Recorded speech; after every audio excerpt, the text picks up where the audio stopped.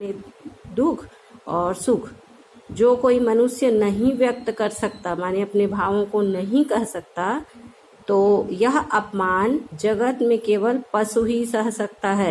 अर्थात जिसकी जबान नहीं है, जो अपनी भावनाओं को नहीं दर्शा सकते हैं, केवल वे ही इस प्रकार का अपमान सहन कर सकते हैं। कवि का तात्पर्य है, हम सभी मनुष्य हैं, हम में भावनाएं होती हैं और भावनाओं को हमें व्यक्त करना चाहिए और सबकी भावनाओं को उसी प्रकार समझना भी चाहिए। कवि परिचय। इनका जन्म 1881 कोयरीपुर जिला जौनपुर उत्तर प्रदेश में हुआ था और इनकी मृत्यु सन 1962 में हुई। इनकी प्रमुख रचनाएं हैं मिलन, पथिक, स्वप्न, ये खंड काव्य हैं, और मानसी, ये फुटकर कविता संग्रह, माने बहुत सी कविताएं उसमें संग्रहित हैं। ये इनकी रचनाएं हैं। साहित्यिक विशेषताओं में ध्यान देंगे, बिंदुवार लिखना रहेगा, मतलब 3 या 4 पॉइंट में आपको साहित्यिक विशेषताएं लिखना है और याद करना है। पहला, राम नरेश त्रिपाठी छायावाद पूर्व की खड़ी बोली के महत्वपूर्ण कवि माने जाते हैं। ये हुआ एक, और इसी के साथ आगे जोड़ेंगे, उन्होंने उस समय के कवियों के प्रिय विषय समाज सुधार के स्थान पर रोमांटिक प्रेम की कविता को कविता का विषय बनाया। इस प्रकार यहाँ से यहाँ तक में एक विशेषता हुई, आप अभी नोट करेंगे कहाँ से कहाँ तक लिखना है। पहली विशेषता में राम नरेश त्रिपाठी छायावाद पूर्व की खड़ी बोली के महत्वपूर्ण कवि माने जाते हैं।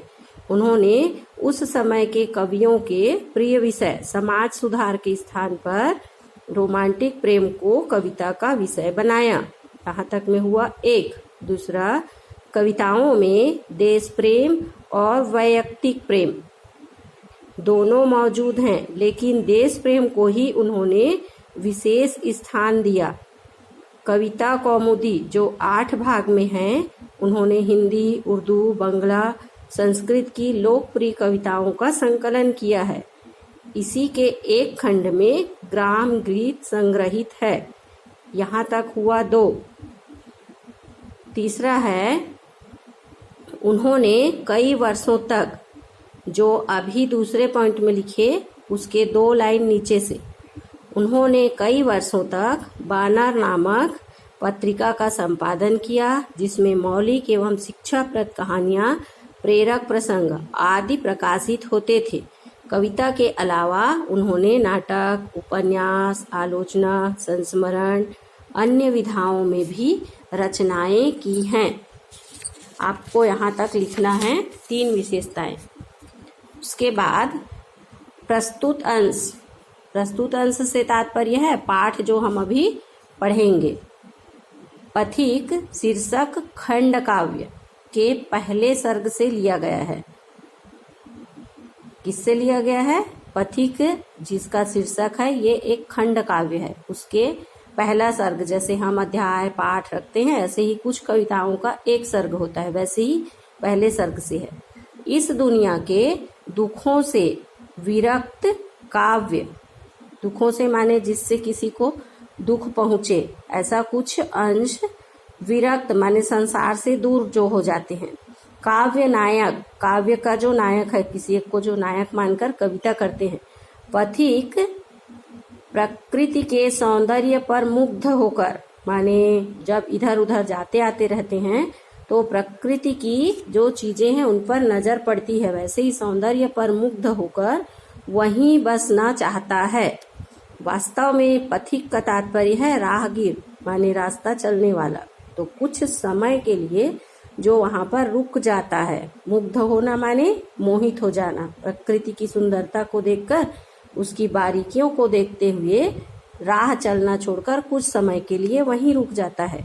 यहाँ किसी साधु जन द्वारा, साधु से तात्पर्य यहाँ किसी वेशभूषाधारी विशिष्ट साधु से नहीं, साधु का तात्पर्य है अच्छा माने सज्जन व्यक्तित्व वाला, द्वारा संदेश ग्रहण करके वह देश सेवा का व्रत लेता है कि प्रकृति में जो है सूर्य है, जल समूह, समुद्र है, वहाँ पर की जो प्राकृतिक चीजें हैं उससे प्रेरित होकर देश सेवा का व्रत लेता है। यहाँ राजा द्वारा उसे मृत्युदंड मिलता है। माने ये जो हम अंश पढ़ेंगे वो एक भाग है कविता का। इसी प्रकार जब ये पूरा होता है उसकी कहानी जिसमें उसे मृत्युदंड मिलता है, परंतु उसकी कीर्ति समाज में बनी रहती है। माने उन्होंने जो देश सेवा का कार्य किया उसके स्थान पर, उसके आधार पर लोग उन्हें याद करते हैं। सागर के किनारे खड़ा पथिक, सागर माने समुद्र के एक किनारे खड़ा पथिक उसके सौंदर्य पर मुग्ध है। माने समुद्र के किनारे की प्राकृतिक सौंदर्य का बड़ा ही मनोहारी चित्रण है। प्रकृति के इस अद्भुत सौंदर्य माने जिस पर मन मोहित स्वाभाविक ही हो जाए। मधुर मनोहर उज्ज्वल प्रेम कहानी से तात्पर्य है जब मनुष्य अपने आप में स्वयं कुछ भावनाओं को महसूस करता है तो प्रकृति की विभिन्न चीजें ऐसा लगता है जैसे पूर्णतया उसके साथ है। वैसे ही मधुर मनोहर, मधुर माने अच्छा लगने वाला, और मनोहर माने मन को हरने वाला, जिसमें मन लग जाए। उज्ज्वल बहुत स्वच्छ प्रेम कहानी की तरह पाना चाहता है। प्रकृति के प्रति, प्रकृति माने फूल, पौधे, नदियां, पर्वत, जो भी हमें ईश्वर से स्वयं ही प्राप्त हुई हैं वे कहलाती है प्रकृति। पथिक का यह प्रेम उसे अपनी पत्नी के प्रेम से दूर ले जाता है। का तात्पर्य है कि जो व्यक्तिगत उसका प्रेम है उससे वह दूर होता है कि प्रकृति में ये सब चीजें हैं, राष्ट्र के लिए मैं क्या क्या कर सकता हूँ। स्वच्छंदतावादी माने कोई बंधन नहीं है, स्वच्छंद माने बिना बंधन के। इस रचना में प्रेम, भाषा और कल्पना का अद्भुत संयोग मिलता है। ये है काव्य की विशेषता। यदि पाठ के बारे में ये सब हम जानते रहें तो उसका अर्थ समझना आसान होगा। इसके साथ ही पेज नंबर 127 यानी 127 में शब्दार्थ दिए गए हैं। शब्द छवि, जिसमें कुछ शब्दों को स्पष्ट किया गया है। वारिदमाला माने गिरती हुई वर्षा की लड़ियां। वैसे वारिद माने होता है बादल, पर्यायवाची है बादल का, तो माला से तात्पर्य है बादल का जो पानी नीचे गिर रहा है वो गिरती हुई लड़ियां। रत्नाकर पर्यायवाची है सागर का। मलयानील में दो शब्द हैं, मलय धन अनिल। मलय पर्वत है जो चंदन के वृक्षों के लिए प्रसिद्ध है। ऐसा माना जाता है कि मलय पर्वत की ओर से चलने वाली हवाएं चंदन की सुगंध से परिपूर्ण होती हैं। वहाँ आसपास यदि हवाएं भी चले तो ऐसा लगता है जैसे बिल्कुल हम चंदन के वृक्ष के सामने ही खड़े हैं। इसलिए उसे कहा जाता है मलयानील, जो चंदन की शीतल सुगंधित हवा है, चंदन से की सुगंध से परिपूर्ण। कंगूरा माने गुंबद, बुर्ज। घर में बड़ा सा जो गुंबद लगाया जाता है लगभग उल्टा कटोरा के आकार का होता है। माने बहुत जितना बड़ा उसको चाहे उतना बड़ा वो होता है। और यह सजाने के लिए, माने पहले के समय में महल या बड़ा सा जो होता था, आज भी बड़े बड़े जगहों पर ये सजावट के लिए उपयोग में लाया जाता है। असवारी से तात्पर्य है सवारी। यहाँ पर अ लगाने का तात्पर्य है किसी भी चीज पर सवार होना, माने बैठना। अंतरिक्ष माने आकाश, धरती और आकाश के बीच की खुली जगह जो हम देख पाते हैं, यहाँ से आकाश तक की दूरी। सानु माने समतल भूमि। आत्म प्रलय, वैसे आत्म माने होता है स्वयं, और प्रलय, प्रलय का तात्पर्य है सब कुछ नष्ट हो जाना। तो यहाँ पर आत्म प्रलय का तात्पर्य है स्वयं को भूल जाना। विश्व विमोहनकारी से तात्पर्य है संसार को मुग्ध करने वाली। विश्व माने संसार, विमोह माने मोहिनी, जो मोहित कर दे। ऐसी प्राकृतिक सुंदरता। तो प्रत्येक पाठ में पढ़ते समय यह ध्यान रखेंगे, यदि गद्य पाठ है तो गद्य पाठ में शब्दगत विशेषताएं होती हैं, भाषिक तत्व होता है। भाषिक तत्व माने मुहावरे हैं, स्थानीय शब्दों का प्रयोग है, जैसे पिछले पाठ में उर्दू भाषा का प्रयोग था। ये सब चीजें आती हैं किसमें? भाषिक तत्व में। उसी प्रकार कविता में काव्य तत्व होते हैं। तत्व माने होता है जिससे मिलकर बना है। तो भाषा में मुहावरे, कहावतें, विराम चिन्ह, शब्दों का समूह से मिलकर गद्य बनता है। वैसे ही पद्य में रस, छंद, अलंकार और लय होता है। और ध्यान रखेंगे कि काव्य पाठ में कहीं कहीं पर यह होता है कि शब्द के शब्दार्थ के अनुसार उसमें निश्चित अर्थ के साथ कुछ और अंश भी जुड़ा होता है। कहने का तात्पर्य है, काव्य की निश्चित 2 पंक्तियों में जो शब्द हैं उसके तो शब्दार्थ रहेंगे ही, उसके साथ भाव जुड़े होते हैं। कुछ कुछ शब्द ऐसे होते हैं जो उसमें नहीं कहा गया है लेकिन अर्थ में उसके साथ ही आता है। अब आ जाएंगे कविता में। पथिक ये शीर्षक है कविता का, और पथिक का वास्तविक तात्पर्य है राहगीर। राहगीर माने एक जगह से दूसरे जगह तक चलने के लिए जो निकले, माने वहां तक पहुंचने के लिए। जिस स्थान पर जाना चाहता है उसे कहा जाता है गंतव्य, माने जहां तक वह जाना चाहता है। और जहां से जाता है वहां से गंतव्य तक पहुंचने के बीच उसे कहा जाता है पथिक, माने जो राह चल रहा है। हो सकता है यदि रास्ता लंबा हो तो राह चलते समय कुछ समय के लिए रास्ता चलने वाला जो पथिक है वह विश्राम करना चाहता है, रुक जाता है। उसी प्रकार से यह पाठ है। प्रतिक्षण माने प्रत्येक क्षण, नूतन माने है नया, और वेश माने होता है जिस प्रकार हम कुछ पहन ओढ़कर तैयार होते हैं वैसे ही रूप रंग बनाकर रंग बिरंग। और निराला माने होता है बिल्कुल अद्भुत, जिसकी छवि हो। रवि पर्यायवाची है सूर्य का। और थिरकना से तात्पर्य है कुछ समय के लिए इधर कुछ समय के लिए उधर, माने आसपास ही इधर उधर होना। नभ पर्यायवाची है आकाश का, और वारिद पर्यायवाची है बादल का। और वारिद माला का तात्पर्य हम पहले पढ़े। नीचे नील समुद्र, नील समुद्र से तात्पर्य है समुद्र तो वही होता है विशाल जल समूह पर जब सूर्य की किरणें पड़ती हैं तो एक तो पानी जहाँ पर ज़्यादा भरा होता है यहाँ से वहाँ तक नीला दिखाई पड़ता है, आसमान की छवि उस पर पड़ती है और ऐसा लगता है जैसे ये नीले रंग का है। ऊपर नील गगन, गगन से तात्पर्य है सूर्य, आकाश। गगन पर्यायवाची है आकाश का। घन पर्यायवाची है बादल का। और विचरू माने विचरण करना।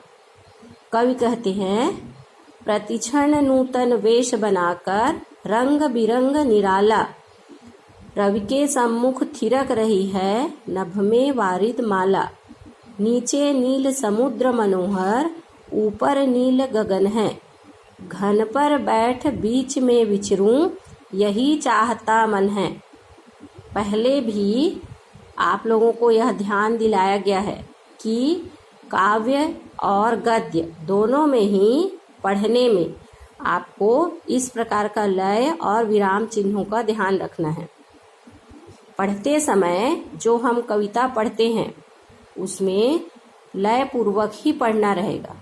और आरोह अवरोह, आरोह माने बढ़ता हुआ क्रम, माने कविता के साथ साथ जो हमारे पढ़ने की गति है। और अवरोह का तात्पर्य है जहाँ जहाँ पर जिस जिस प्रकार के चिन्ह हैं उस विराम चिन्हों का प्रयोग करते हुए समय समय पर रुक कर माने विश्राम करके आगे बढ़ना। इस प्रकार हमें आरोह अवरोह में कविता पढ़ने आना चाहिए। कविता में संदर्भ, प्रस्तुत काव्य प्रस्तुत काव्यांश हमारे पाठ्य पुस्तक आरोह के पद्य खंड के पथिक कविता से अवतरित है। इसके रचनाकार कवि राम नरेश त्रिपाठी जी हैं। प्रसंग। प्रस्तुत कविता में कवि ने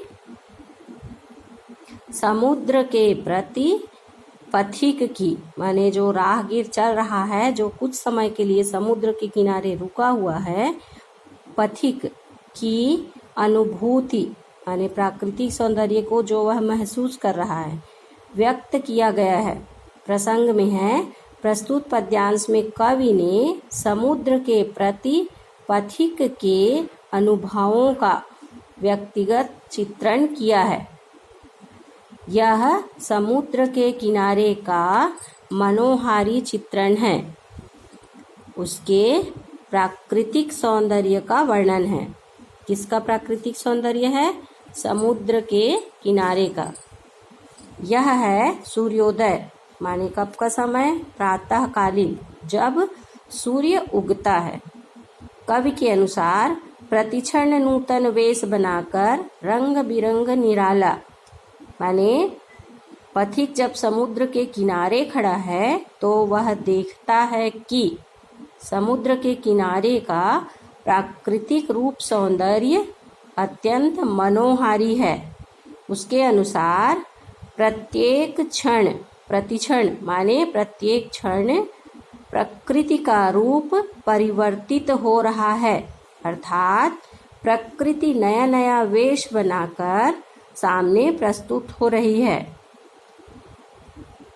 रंग बिरंग निराला, माने इस नए नए वेश में रंग बिरंग निराले रूप में प्रकृति रवि के सम्मुख थिरक रही है, माने सूर्य के सामने नृत्य कर रहे हैं। कौन? नभ में वारिद माला, आकाश में यहाँ वहाँ बादलों का समूह है और उससे पानी गिर रहा है। ऐसा लगता है मानो सूर्य के स्वागत में ये बादल का समूह थिरक थिरक कर नृत्य कर रहे हैं। नीचे नील समुद्र मनोहर, ऊपर नील गगन है। पथिक कहता है, नीचे नीला समुद्र, यहाँ से वहाँ तक जो विस्तृत जल समूह है वह मन को हरने वाला है। मनोहर माने मन को हरने वाला, जिस पर मन मुग्ध हो जाए। ऊपर नील गगन है, माने ऊपर नीला आसमान है। और इन सब प्राकृतिक सौंदर्य को देखकर पथिक यह विचार करता है, घन पर बैठ बीच में विचरूं, माने समुद्र के सतह से लेकर ऊपर आसमान के बीच का जो स्थान है, ऐसा लगता है मानो मैं घन पर माने बादलों पर बैठकर विचरूं, यहाँ इधर से उधर विचरण करूं। समुद्र के किनारे खड़े पथिक को लगता है मानो मैं इस बादलों पर बैठकर मैं अंतरिक्ष माने समुद्र से लेकर जो आसमान तक की दूरी है उस पर यहाँ से वहाँ विचरण करूं।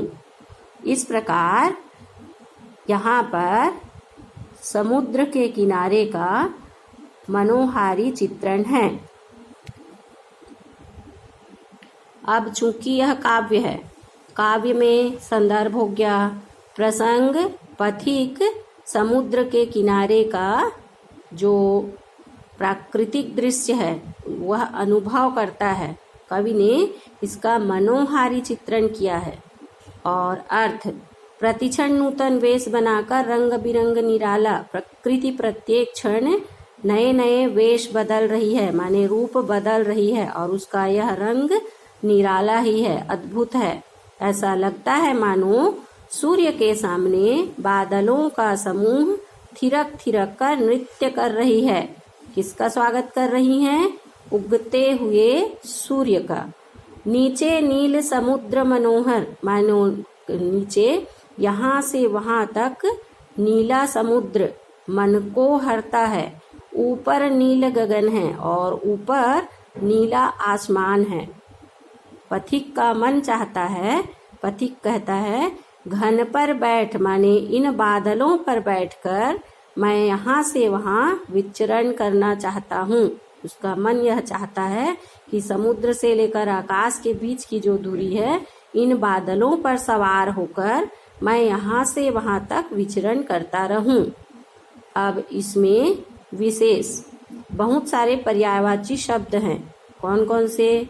वारिद पर्यायवाची है बादल का, नभ पर्यायवाची है गगन पर्यायवाची है किसका? आकाश का।